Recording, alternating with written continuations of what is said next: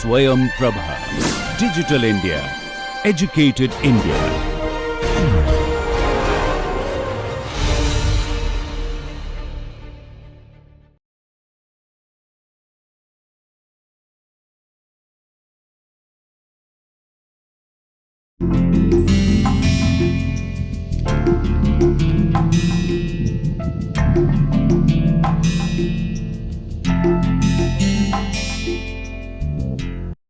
Continuing with our talk about the theory of karma, today we talk about Nishkam karma as written on the screen with the diacritical marks. The dot below S makes it a sh, and the line above A makes it a longer pronunciation of A as A. So, it is called Nishkam karma. Now, Nishkam karma is something that perhaps most of us have heard in our day to day talks if you have been raised in the Indian cultural milieu, and this is interesting both as an ethical theory and as a religious doctrine, that how what is prevalent as a means of belief as Nishkam karma or as a religious doctrine is also a very potent philosophical ethical theory, which in a way also contrasts with what is the practice today. Now, to many people would read Nishkam karma as having a fundamental conflict with what is the basis of the economic system today or the financial system today. The very fact that our desireless or incentiveless actions possible. Now, perhaps the most preliminary understanding of Nishkam karma would be that, well, actions are ought to be done without any incentives, or detached or actions without any attachment. And now contrast it with the current scenario that we are in. Perhaps most of us would be working for a living or would be doing something for a living, and that something, be it a profession, be it a entrepreneurial venture, may not be something that we enjoy from end to end. We are perhaps doing it to attain something, to attain our livelihood, to attain our comfort, to attain our luxury. So, the very fundamental backbone of the today's financial and economic world order seems to be that, well, every action should be incentivized, whereas every action that needs to be discouraged should be punished. Now, let us look at it this way. I would like this to be as a contemporary introduction to the philosophy of Nishkam karma, that why do we have this notion of fines? Fines as in, if you are late for a due payment, you are asked to pay a fine, and if you pay it on time, sometimes you are given a 2% or a 5% discount on the next bill. Now, what are these? Very elementary. We come across this in various forms. You buy in bulk, you get some discount. You buy in a staggered fashion, you are made to pay a little extra. You pay in advance, you are given some discount. You pay in a staggered fashion, you are charged something else. Now, apart from the financial component of these or financial justification of these delays, there are places where one simply is using incentives and punishments as a, or incentives and fines as a means of moderating human behavior. Now, any system, any financial system, any system or any corporation or any government or any collective that works would like to have some incentives to encourage the behavior it expects and some disincentives to discourage the behavior that it does not want. We have prisons to put in people who have violated the law, we have awards and glory for people who follow the expected behaviors, right. So, these are very preliminary forms of a carrot and stick policy. You place a carrot for a behavior that you would like to take place, and you punish with a stick when you do not want see that behavior to happen. Now, why is this? This is fairly obvious. This seems to be a very fundamental building block of the world order we are in today. Why am I talking about this? Well, now to bring in with this contrast, which we call which is called the Nishkama karma. Now, Nishkama karma is a notion that is explicated in the Bhagavad Gita, which is a part of the Mahabharata, and the Bhagavad Gita consists of very dense philosophical doctrines. It is a religious text also, and it is a philosophical text too. Now, extracting the philosophical component about this notion of Nishkama karma, which is a very terse, dense philosophical and ethical notion discussed in Bhagavad Gita, which also draws its analogies in the Western tradition to Kant's notion of Immanuel Kant's notion of ethics of duty, ethics of rigorism. Now, Nishkama karma on the other hand is saying that, well, incentives do not affect an action. Now, wait, does not that seem to be strange, that actions which are detached with the consequences? Let us take a look at what Nishkama karma would actually mean. Well, Nishkama karma would mean, if you take a look at the screen, it means actions done without any attachment.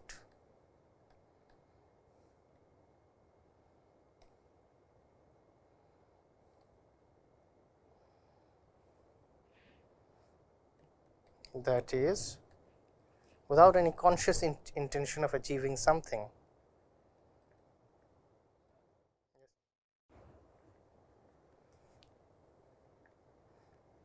Without any conscious intention of achieving something. I am grateful to Kedarnath Tiwari for the formulation of Nishkama karma as written on the screen. Now, without any attachment, when we mean that there is no attachment or any conscious intention of achieving something, what does it mean? Does it mean goalless, that there is no goal? Well, okay, let us look at it this way now. When this doctrine of Nishkama karma is claiming that, well, one should not be attached, or Nishkama karma is that which happens when one is detached with the fruits of the action and thereof in the action itself. Now, this is a continuation of the karma theory, because when we talked about the karma theory, we also critiqued it as being retributives or retributivistic.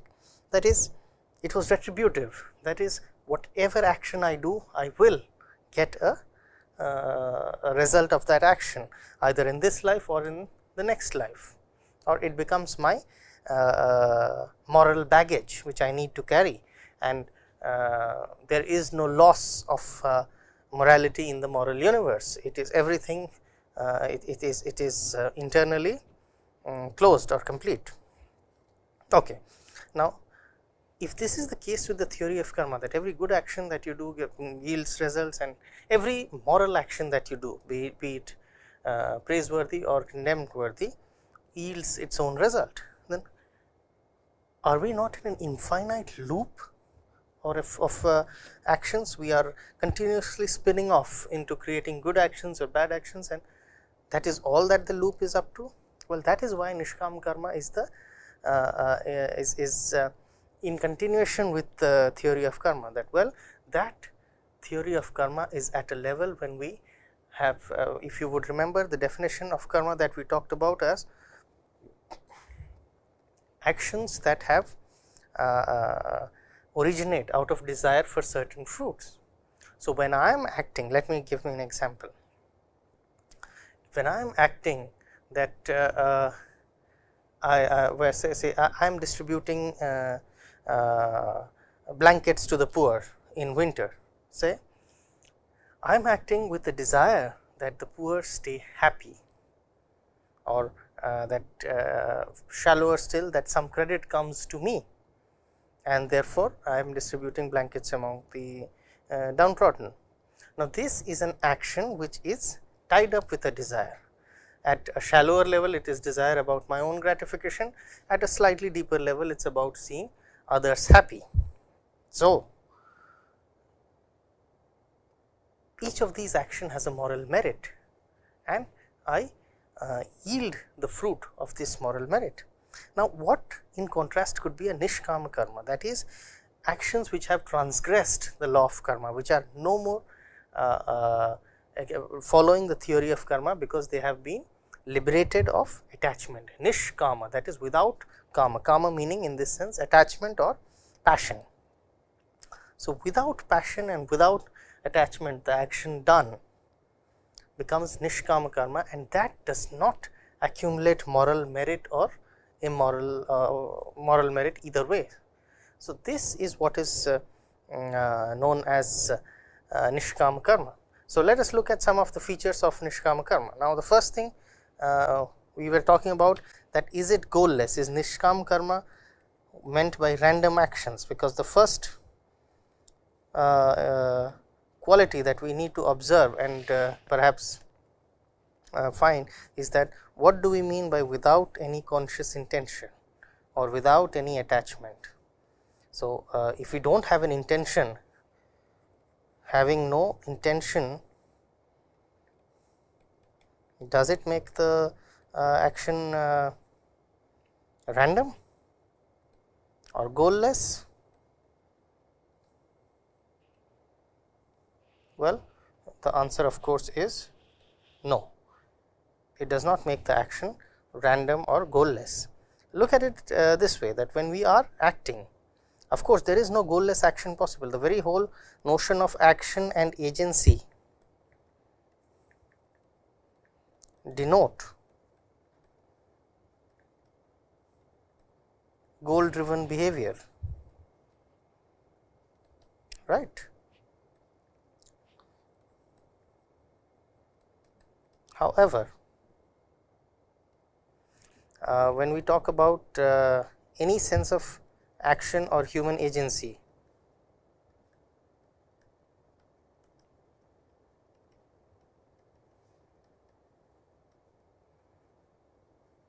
we mean goal oriented behavior.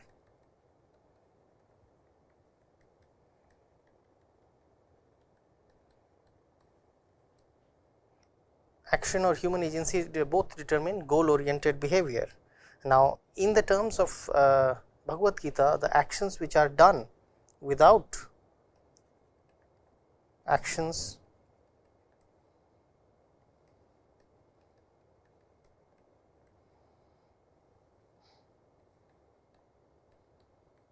without raga or dvesha or without attachment are what is called as nishkam karma. There is simply, it is nowhere claiming that there is no goal, that there are goals or there is action, and that there is a goal to human action, but that goal, there is no attachment towards that goal. So, that is fundamental about nishkam karma, that we do have a goal. It is not random behavior, but there is a goal, and that goal is however not the source of attachment. So, when we are not attached to the fruits of action and we still perform action, that would be called as a nishkam karma. That does not have a moral merit, that is transcended beyond moral merit, because it is no more concerned with what is what result, whether it is able to yield the intended result or not. Now, let us say, now this is a point where perhaps most of us would be a little or quite a bit skeptical, that well,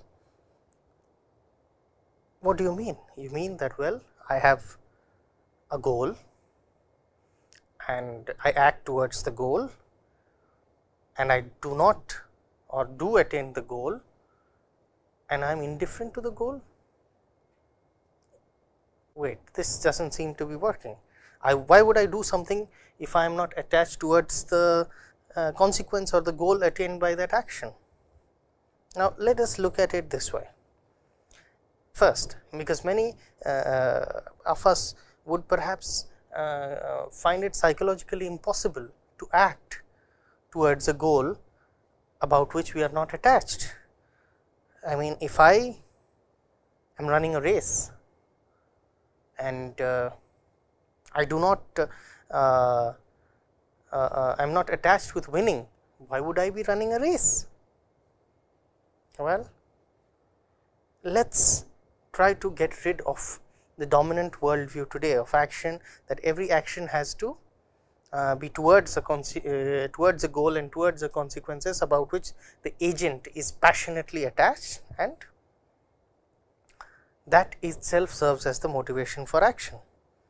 There can be very simple various examples. Say you are given you are a salesperson and you are given a target to sell, that you have to sell so many units in a month, and if you sell so many units you get a reward, and if you do not get if you are not able to sell the minimum number of units expected, then you are given a certain disincentive. Now, that seems fair enough, that seems how the world works, that well, I am curious or I am interested in what comes about and I am trying hard, so that if I attain what I wish to attain, I get the rewards, I get the commission, I get the running race prize. Where is this possibility that I am acting without any attachment to the results of the action?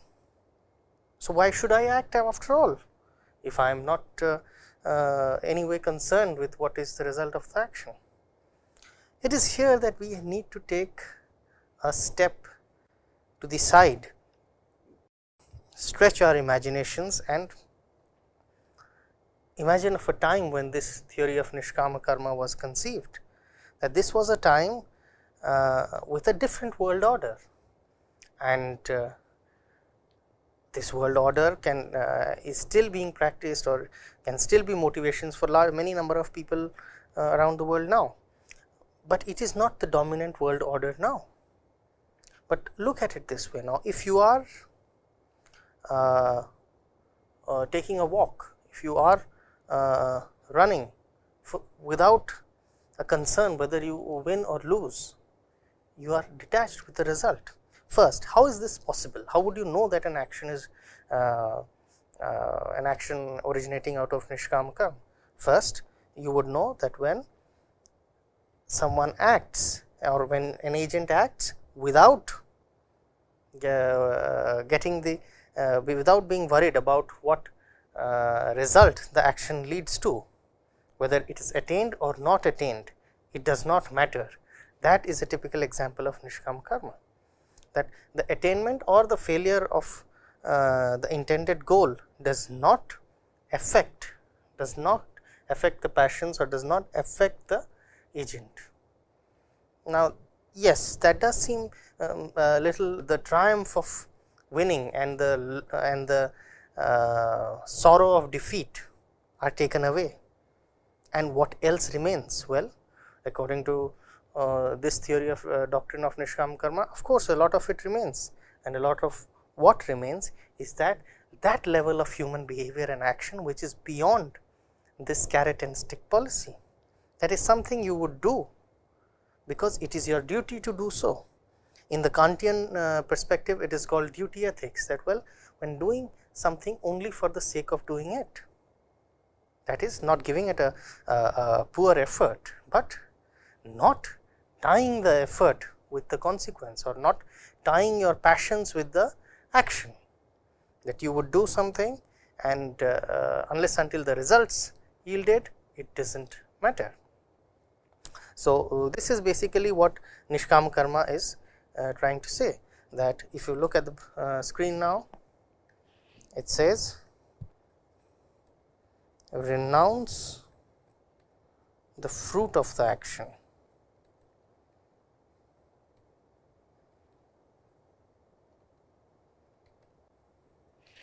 Well, when we renounce the fruit of the action, obvious question would come, why? And I would like to answer it by saying that well renounce, it is not about me answering it, of course, sorry, but it is how the Nishkam karma theory would say, because well the fruit of action is beyond the agent's control. So, this is very significant term or significant claim, that well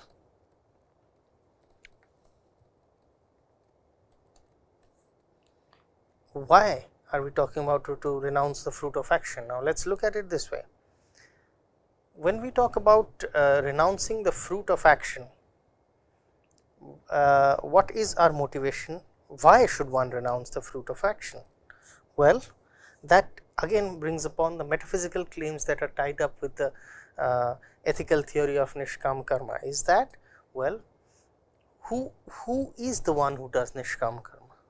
The one who has risen beyond the law of karma, or the one who no more is attached to the action or the result of yielded by the action. And why that person would then act? Well, that person acts as a sense of duty, and acts from a sense of duty. And why does one renounce the fruit of action? Here is where the metaphysical influence of the Bhagavad Gita in general can be understood when we talk about that. Well, it is the gap, or that between the fruit and the action, which is hinted at, that the fruit of the action does not necessarily follow from the action itself, and that is what is meant by that is what is the reason why there seems to be a gap between the action and the fruit of the action. So, as long as we understand or we take into note that the fruit of the action does not follow from our action, then what does it follow from? Well, of course, definitely it follows from the in the karmic influence, it all follows from the existence of God, or the cosmic world order, from which the fruits follow into fruits follow from the action. So, there is a gap between the fruits and the action, and this requires a further goes ahead to hint a surrender to the notion of God. So, Nishkam karma says asks us to renounce our interest in the fruit, because it finds a gap between the fruit and the action, and that gap is influenced by cosmic world order, or God or cosmos, and therefore, it asks us to surrender, that we are only a part of the consequence that occurs. We can do our action and not claim the results coming from this action. So, this in brief puts up what we mean by Nishkama karma, and why it says that the fruit of action is beyond the agent's control.